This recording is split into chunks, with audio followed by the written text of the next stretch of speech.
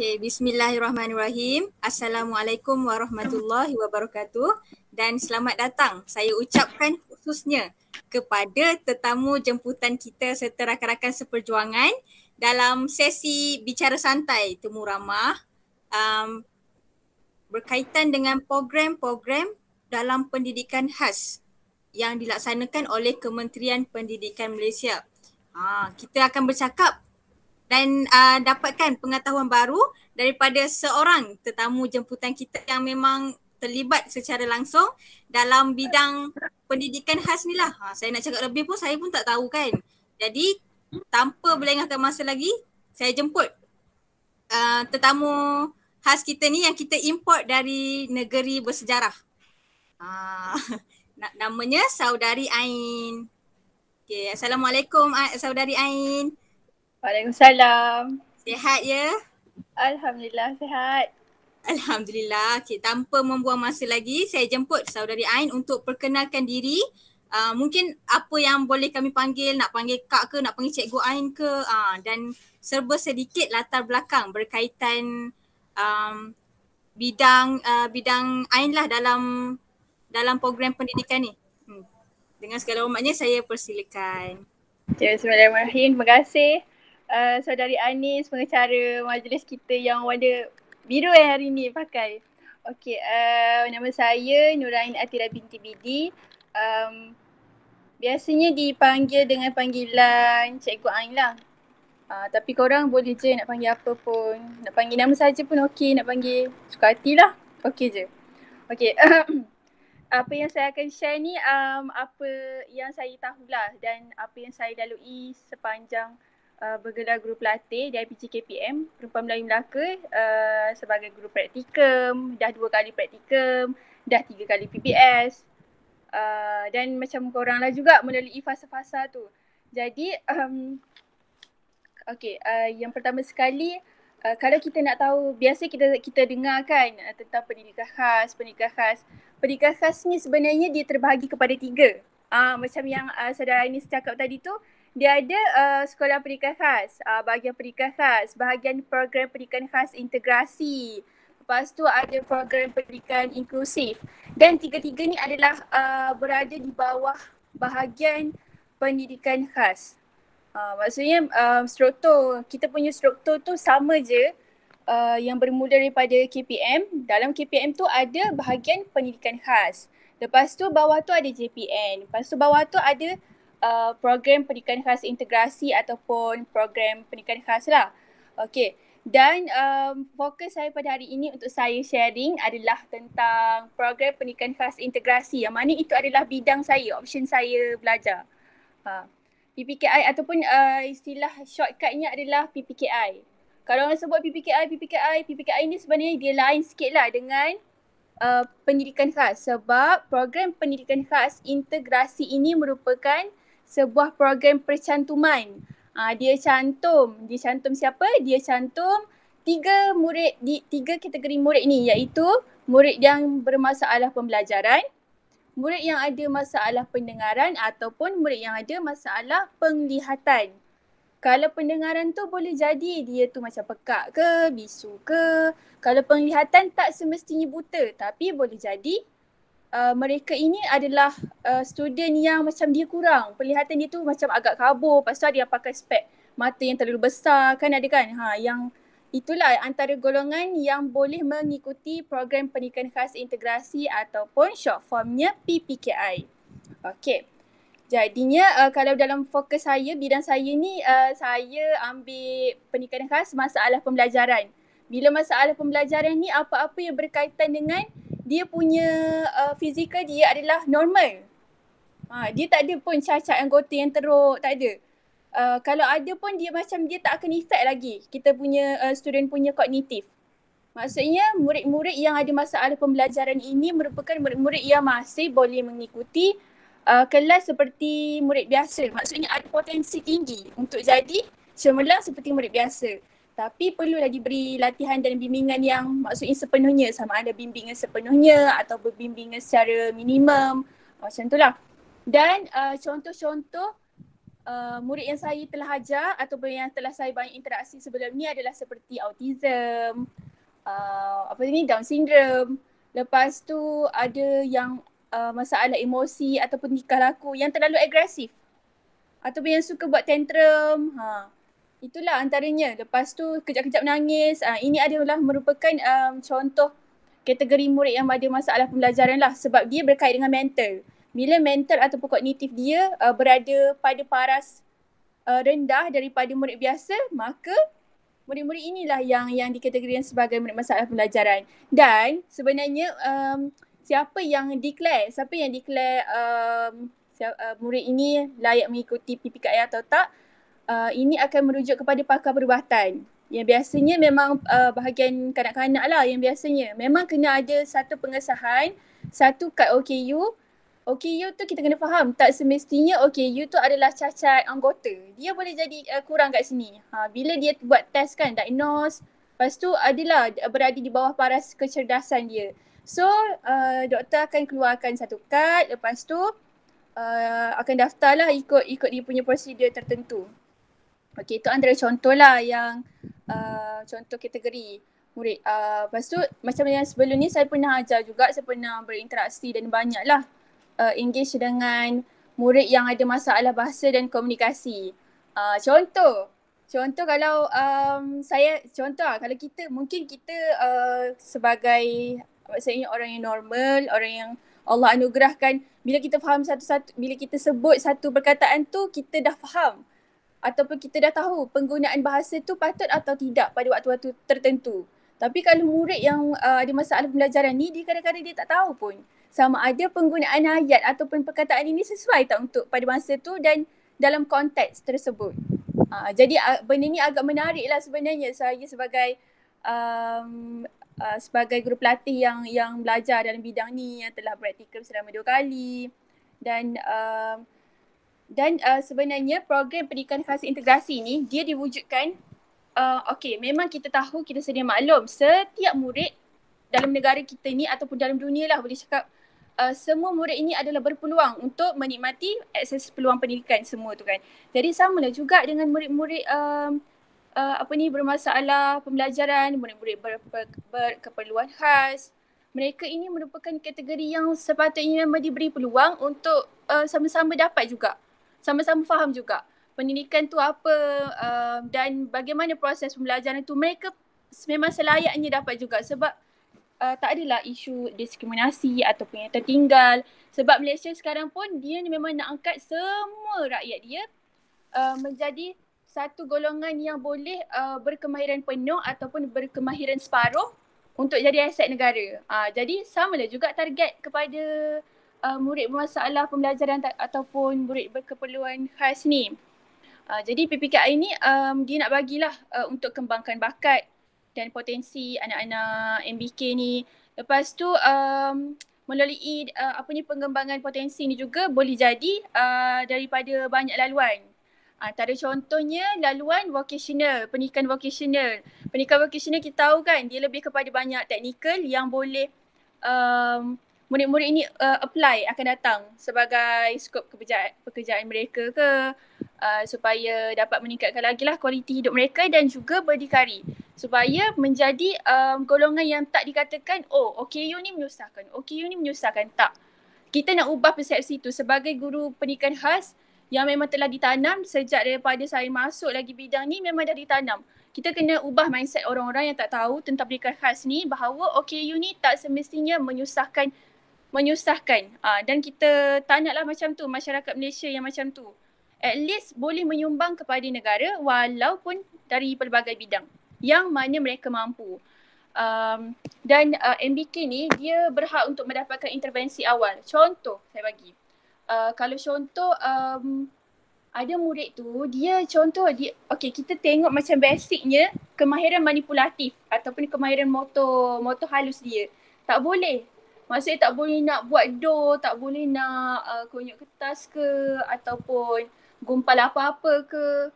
Tapi melalui intervensi awal ni, dalam pendidikan khas, dalam program pendidikan khas integrasi, melalui banyak terapi, melalui banyak intervensi, maka murid-murid ini boleh boleh maksudnya dapat tingkatkan potensi mereka tu daripada sekecil-kecil kemahiran.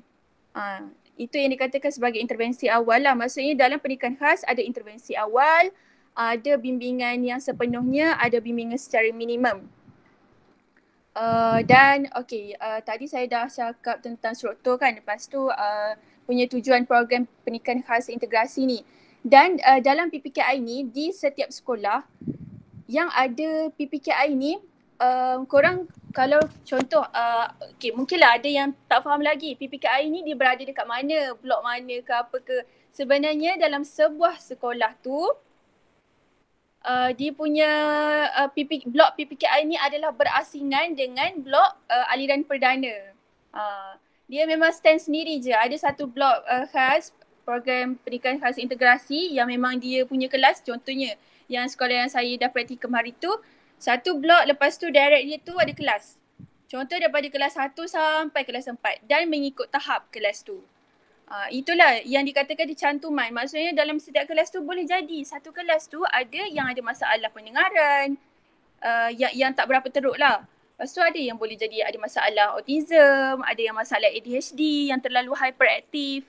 Dia boleh jadi campur-campur. Jadi itulah yang dikatakan dengan pencantuman. Dalam satu kelas tu banyak kategori ataupun banyak tahap dalam satu kelas tu lah. Lepas tu dalam satu blok dia punya pengurusan PPKI ni, kan biasa kan kita ada kita ada guru besar. Lepas tu ya ada soalan ke? Joseph nak tanya soalan. Ada. Ya. Okey. Apakah proses dalam mewujudkan sebuah kelas PPKI?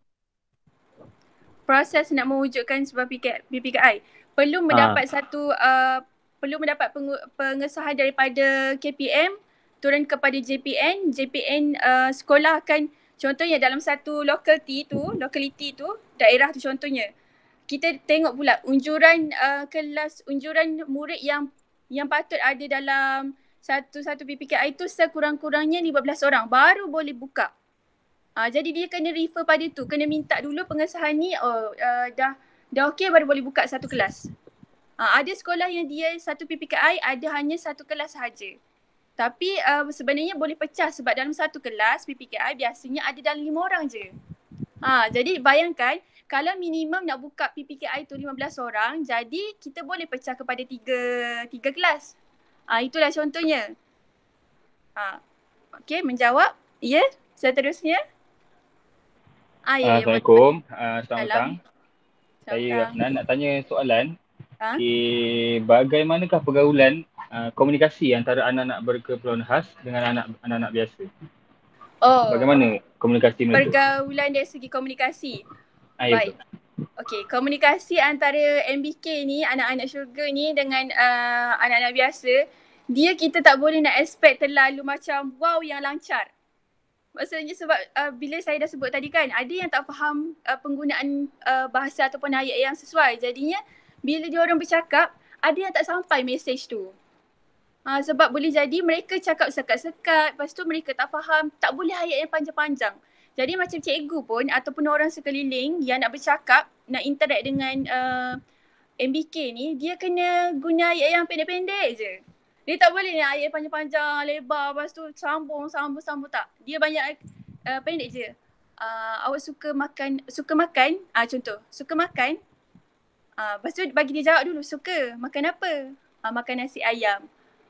Macam tu, dia kena pendek-pendek je. Arahan guru pun tak boleh panjang-panjang. Kalau tak boleh nak brain, tak boleh nak connect lah. Gitu. Biasa cikgu kalau dalam satu kelas tu, dia ada kuota tak? Maksudnya berapa orang cikgu untuk dalam satu kelas tu? Kan tadi macam saya cakap kan, dalam satu kelas contohnya kita letak 5 orang. Okay, 5 orang murid. Jadi satu kelas tu setiap kali cikgu masuk seorang je. Maksudnya macam yang ajar, contohnya hari tu saya dapat ajar subjek Bahasa Melayu dengan Matematik. Jadinya setiap kali satu kelas tu seorang je lah cikgu untuk 5 orang murid. Dia lain kalau contoh, maksudnya nisbah macam tu lah. Satu guru bersamaan dengan 5 orang murid. Kalau dia buka kelas tu banyak, ada sekolah yang buka kelas tu, dalam satu kelas tu ramai tapi dia perlukan dalam 2-3 orang untuk assist murid tu. Dan dalam PPKI ni, dalam setiap kelas PPKI, dia mesti ada PPM. PPM tu adalah pembantu pengurusan murid. PPM ni tugas dia untuk bantu licinkan kerja guru. Sebab kan dalam kelas kan boleh jadi walaupun 5 orang tapi boleh bawa maksud 10 perangai yang sangat pelbagai. Jadi boleh jadi double lagi. Ada 5 orang murid, 5 kepala tapi dia boleh buat perangai 20 perangai. Jadi sebab itulah perlunya PPM nak bantu urus. Contohnya ada murid yang tak boleh berdikari lagi kan. Dia nak pergi toilet ke. Kenalah tolong. Bukan tolong basuh kan. Tolong assist je budak tu, bimbing. Pergi dekat toilet. Okay. Buka seluar, basuh elok-elok. Macam tu. Contohnya lah. Okay. Kan saudari Ain kan dah pernah, macam tadi lah dah cakap dah pernah pergi sekolah, dah pernah PBS, pernah praktikum. Tengah tunggu masa untuk intern je ni kan? Ya. Jadi dengan pengalaman daripada PBS, daripada praktikum tu, boleh tak cerita pengalaman sedikit apa tingkah laku bermasalah dalam kelas yang pernah Ain handle dan ada tak pengalaman yang pahit masa handle anak-anak istimewa ni? Ada yang tak awal ke? Ada tak? Setakat ni macam nak kata pengalaman pahit sangat sangat sebab saya dapat murid yang semuanya bagus-bagus. Dia bukannya buat masalah yang negatif tau. Tak macam ni. Dia bukannya buat masalah negatif yang sampai menyusahkan saya. Tapi dia buat tingkah laku negatif yang macam manja, terlalu manja. Tu pun susah juga. Contoh kan biasanya yang terlalu manja ni adalah murid-murid yang sindrom Down. Sindrom Down, okay, boleh bayangkan dia gemuk-gemuk, berisi-berisi. Lepas tu dia punya clingy dia tu sangat tinggi. Jadi susah lah contoh kalau cikgu nak ajar. Tak setiap masa boleh clingy dengan cikgu. Macam tu lah. Dan pernah juga saya waktu PBS dulu saya berhadapan dengan seorang murid sindrom Down ni. Dia pada mulanya adalah PPM tu sementara nak tunggu cikgu masuk, dia buka lagu Didi and Friends. Lepas tu nak suruh bagi gerak je sebenarnya sebab dia berisi kan, dia gemuk. Jadi nak suruh dia bergerak aktif sikit yang budak sindrom Down ni. Dia tak nak gerak. Lepas tu sampai saya masuk. Saya petik je lah juga. Saya melompat-lompat lah juga nak bagi dia tu naik jugalah dia punya semangat tu. Last sekali senyap. Tak gerak-gerak juga. Lepas tu saya pun buat yang sebaliknya. Maksudnya tak apalah. Kalau tak nak ikut cikgu merajuk lah. Cuba buat macam tu. Kalau buat macam tu, automatik yang budak-budak SD ni, yang senior down ni, dia akan macam, sebab dia clingy kan. Jadi kalau cikgu dah merajuk macam tu, cikgu dah buat macam tu, dia akan buat lah apa yang cikgu suruh. Lepas pada tu kan, dia punya clingy tu dan dia ikut je lah apa yang saya tunjuk tu. Sampai tahap nak pergi kantin, bawa pergi makan, nak suruh teman daripada awal sampai akhir. Benda tu kadang macam best lah tapi agak menyusahkan lah sebenarnya. Tapi okey je, suka. Ya? Ya, soalan seterusnya. Macam tadi Ain ada bagi tahu saya merajuk lah apa kan. Lepas tu diorang ada tak yang memberontak? Yang memberontak, macam agresif ke? Ada tak? Dia tak ada. Sebab setakat ni saya alhamdulillah, setakat ni macam okey lah. Saya berhadapan dengan murid yang masih boleh dikawal. Emosi dia tu kalau dia tak stabil pun sekejap je. Dia tak ada lama, tak adalah sampai angkat barang nak baling ke, tak ada macam tu. Setakat ni tak ada kia. Cumanya kan biasanya kalau yang tantrum macam tu, yang ada boleh bertindak luar kawalan kejap-kejap adalah murid autism. Murid autism, saya ada berhadapan dengan seorang murid autism tu, dia macam dia suka buat bising. Dia bukannya yang sampai mencederakan tapi dia suka bising yang boleh ganggu juga kelas-kelas lain. Dia ketuk-ketuk. Kadang-kadang tu dia meracau-racau. Macam tu lah. Biasanya gosok-gosok je lah bagi dia tenang macam tu. Hyperaktif, Ain pernah tak handle murid hyperaktif? Hyperaktif? Hyperaktif pernah. Hyperactive ni dia macam kalau nak handle yang hyperactive ni, kita kena tahu timing yang betul untuk kita bujuk dia, untuk kita bagi dia peneguhan negatif ataupun peneguhan positif. Kena pandai timing. Kalau nak jaga yang hyperactive ni kena pandai timing lah, sebab waktu dia tengah meracau-racau, kalau awak pergi lagi waktu tu, biar dia bertenang dengan sendiri. Tapi ada teknik dia lah, teknik time out ke, teknik peneguhan yang negatif positif tu, macam tu lah. Lagi? Ya. Assalamualaikum Ain. Okey, saya Nina. Okey. Soalan yang saya nak tanya, apakah cadangan ataupun strategi yang Ain gunakan ataupun strategi atau cadangan untuk menambah baikkan sistem pendidikan pada masa ni di sekolah bagi memastikan anak-anak istimewa ni dapat belajar dengan kondusif, tenang dan gembira. Contohnya kalau waktu kelas mungkin Ain gunakan pendekatan muzik ke untuk akan datang. Ada reka inovasi apa-apa ke untuk ni? Okay. Terima kasih soalan tu pada pendapat saya lah. Dan pada setakat pengalaman saya, untuk kita attract ataupun untuk kita guna pakai kaedah atau pendekatan PDP yang sangat bersesuaian dengan semua murid yang berbeza tahap ni dalam satu kelas, antara contohnya yang paling ketara saya rasa paling okey lah adalah pendekatan teknik didik hibur. Yang mana kita apply muzik, lepas tu ada campur seni kreatif sikit. Tapi memang kena tak boleh malu kan. Memang tiba-tiba je contoh nak ajar tentang ni je. Nak ajar tentang nilai tempat je. Nilai tempat kan ada 2 contohnya lah.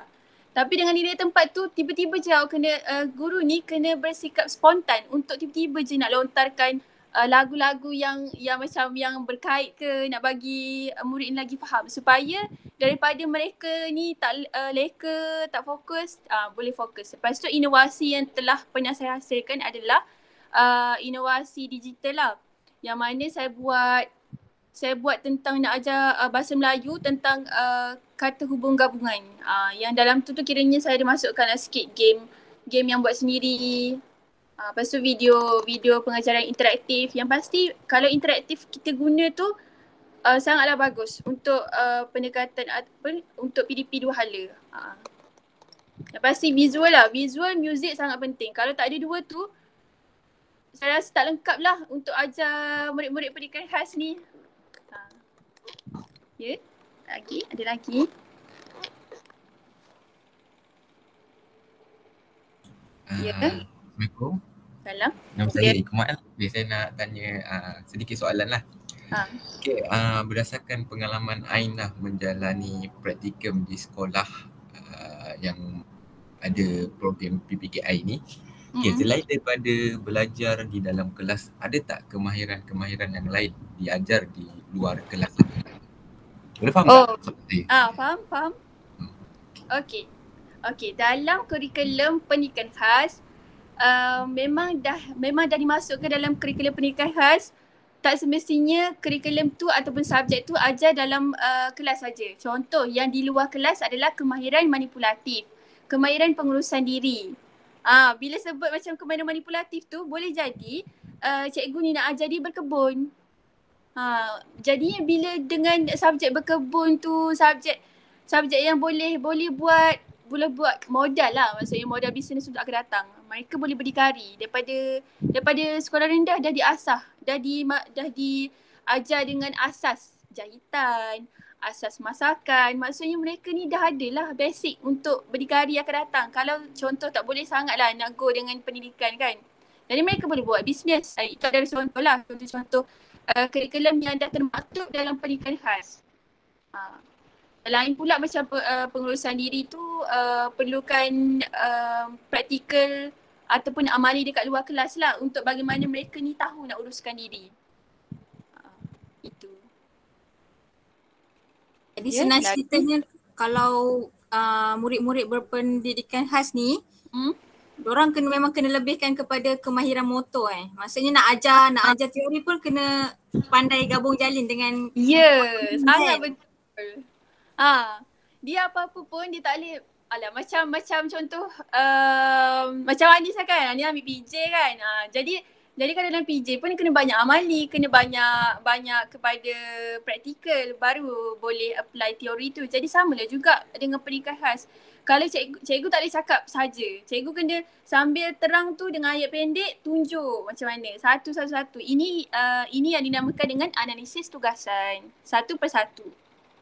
Baru budak boleh follow. Ya, lagi? Okey, sepanjang I menjadi cikgu waktu PBS ataupun praktikal, boleh tak I nyatakan macam kejayaan ataupun apa yang diorang raih lah daripada budak-budak pendidikan khas ni? Kejayaan ataupun pencapaian mereka lah. Okey, Ain ada sempat tu praktikum ni bersemuka masa PBS 1 sempat kan? Masa praktikum 1. Oh. Sempatlah. Ada tak kejayaan?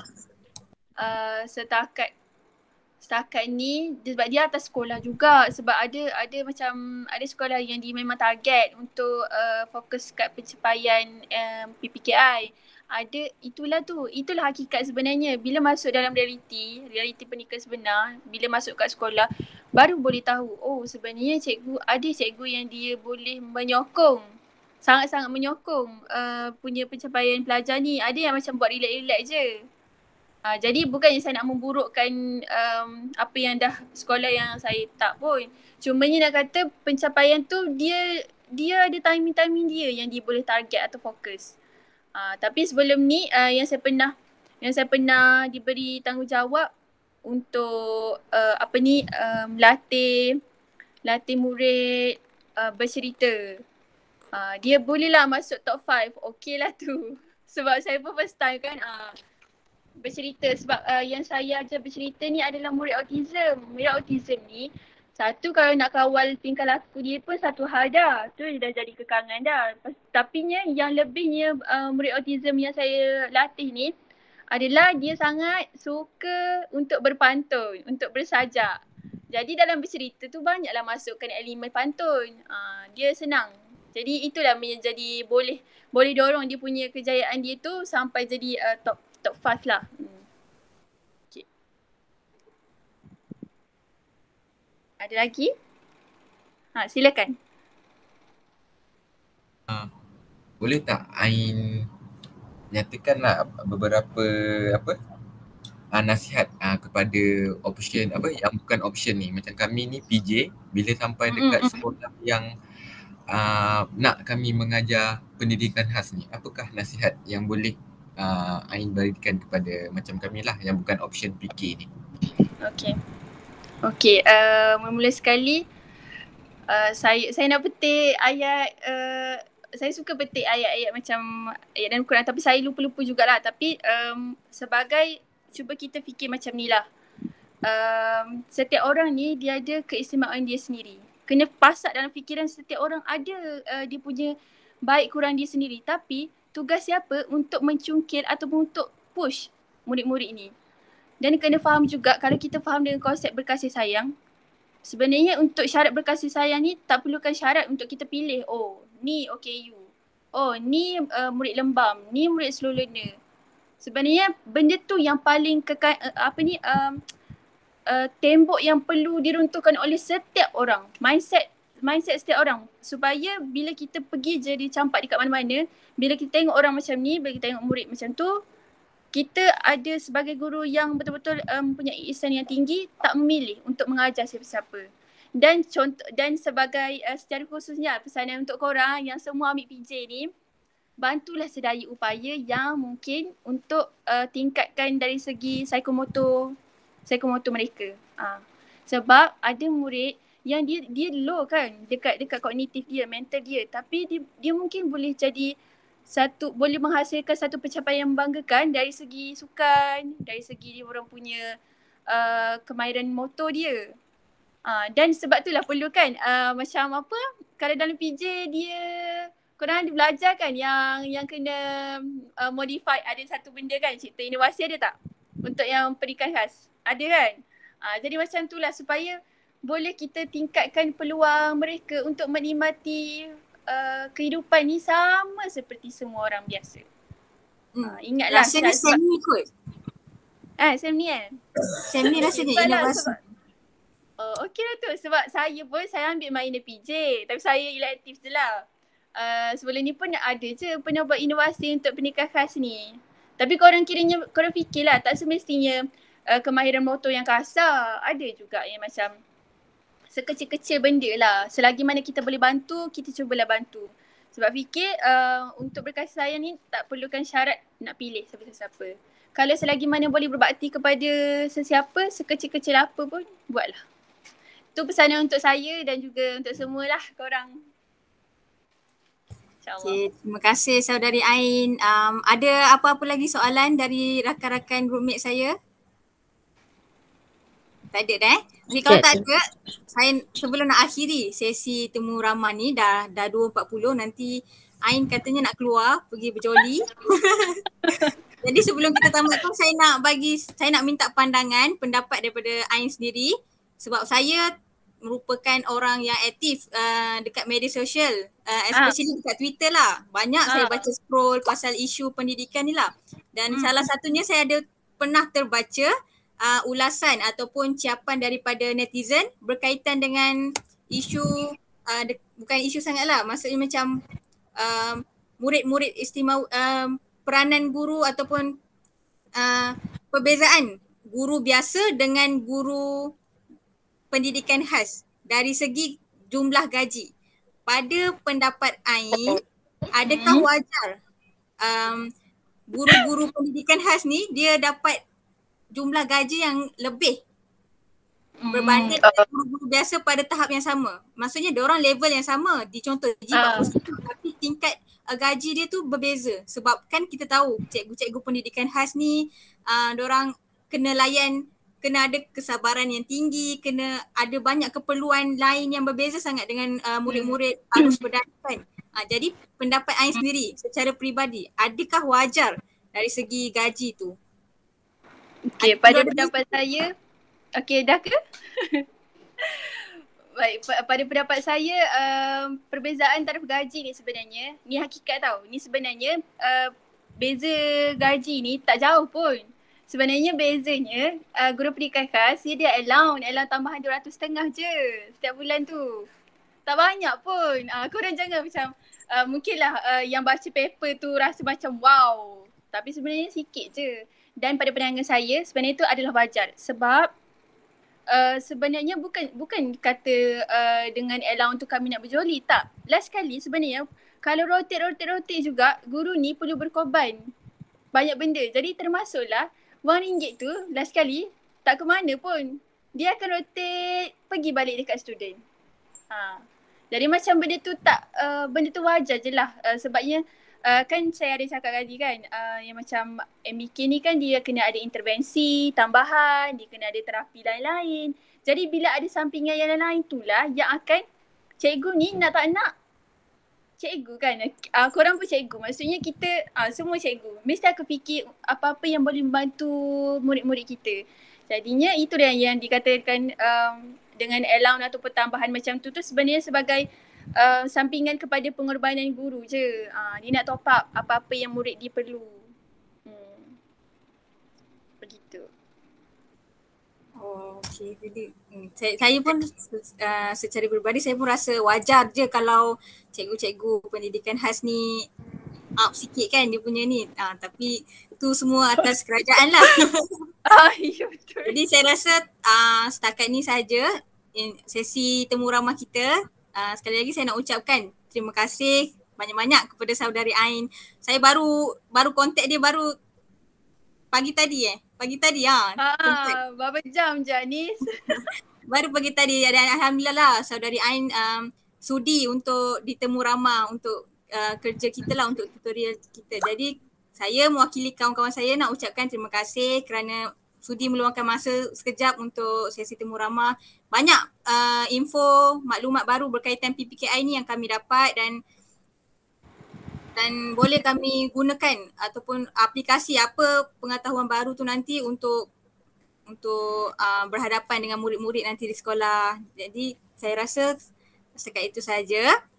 Terima kasih saudari Ain. Sama-sama. Tak ada apa pun lah.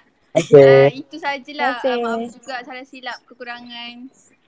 Dalam tempoh sekejap ni apa tu je lah yang mampu saya kongsikan. Terima kasih juga. Okay. Sekejap saya stop recording. Terima kasih. Nak ambil gambar